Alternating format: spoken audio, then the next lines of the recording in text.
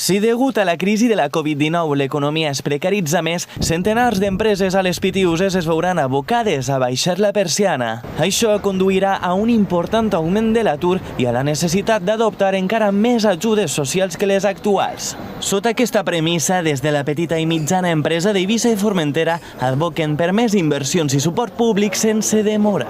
Per això, més enllà dels ERTOs prolongats i dels crèdits...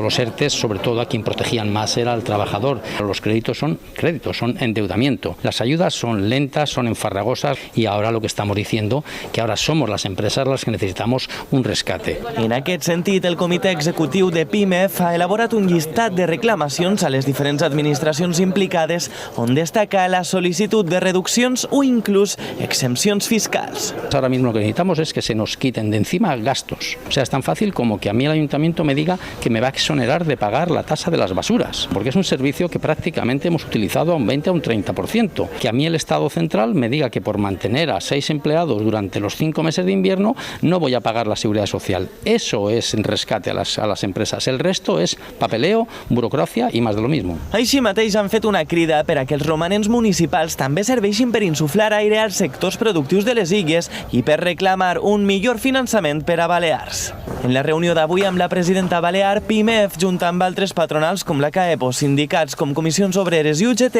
li han demanat que sigui insistent amb el govern de l'Estat amb les exigències que li han transmès.